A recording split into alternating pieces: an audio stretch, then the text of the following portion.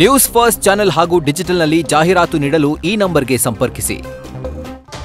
ಧರ್ಮಸ್ಥಳದಲ್ಲಿ ಶವಗಳನ್ನು ಹೂತಿಟ್ಟ ಆರೋಪ ಕೇಸ್. ಈ ಪ್ರಕರಣವನ್ನ ರಾಷ್ಟ್ರೀಯ ತನಿಖಾ ತಂಡ NIAಗೆ ವಹಿಸೋಕೆ ಬಿಜೆಪಿ ಪಟ್ಟನ್ನ ಹಿಡಿತಾ ಇದೆ. ಬರುವಂತ ಸೆಪ್ಟೆಂಬರ್ 1 ಮತ್ತು 2ರಂದು ಧರ್ಮಸ್ಥಳ ಚಲೋಗೆ ಕರೆಯನ್ನ ಕೊಡಲಾಗಿದೆ. ರಾಜ್ಯ ಬಿಜೆಪಿ ಘಟಕದ ವತಿಯಿಂದ ಧರ್ಮಸ್ಥಳ ಚಲೋಗೆ ಕರೆ ಕೊಟ್ಟಿದ್ದಾರೆ BY ವಿಜಯೇಂದ್ರ. ಹಾಗಾದ್ರೆ ಹೇಗಿರುತ್ತೆ ಈ ಒಂದು ಧರ್ಮಸ್ಥಳ ಚಲೋ ಕಾರ್ಯಕ್ರಮ?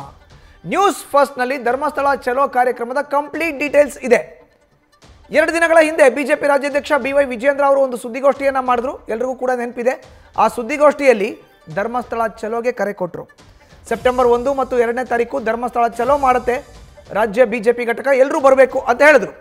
ಸೆಪ್ಟೆಂಬರ್ 1ರಂದು ರಾಜ್ಯದ 224 ವಿಧಾನಸಭಾ ಕ್ಷೇತ್ರದಿಂದ ಧರ್ಮಸ್ಥಳದತ್ತ ಕಾರ್ಯಕರ್ತರನ್ನ ಕರೆದುಕೊಂಡು ಹೋಗೋದು.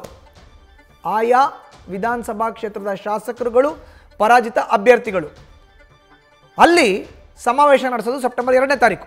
ಆ ಮೂಲಕ ಹಿಂದೂ ಮತಗಳನ್ನು ಕ್ರೋಢೀಕರಣ ಮಾಡೋದು ಬಿಜೆಪಿಯ ಆನ್ಲೈನ್ ಅಜೆಂಡಾ.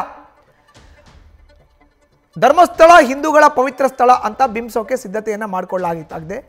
ಇಷ್ಟು ಮಾತ್ರ ಅಲ್ಲದೆ BY ವಿಜಯೇಂದ್ರ ಸಾರಥ್ಯದಲ್ಲಿ ಧರ್ಮಸ್ಥಳ ಚಲೋ ಕಾರ್ಯಕ್ರಮ ನಡೆಯುತ್ತೆ. ಕರಾವಳಿ ಭಾಗದಲ್ಲಿ ಸಂಘಟನೆಗೂ ಇಲ್ಲೇ ಒಗ್ಗಟ್ಟು ಪ್ರದರ್ಶನ, ಲಕ್ಷಾಂತರ ಕಾರ್ಯಕರ್ತರನ್ನ ಒಂದೆಡೆ ಸೇರಿಸಿ ರಾಜ್ಯದಲ್ಲಿ ಬಿಜೆಪಿ ಗಟ್ಟಿಯಾಗಿದೆ.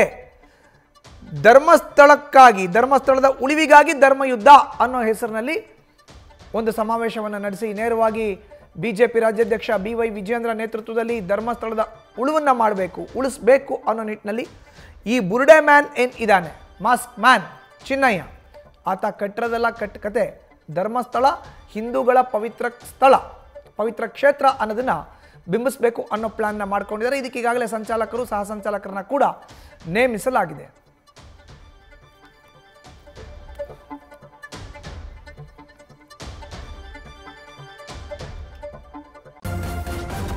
ನ್ಯೂಸ್ ಫಸ್ಟ್ ನಿರ್ಭೀತಿಯಿಂದ ನಿಮ್ಮ ಪರವಾಗಿ.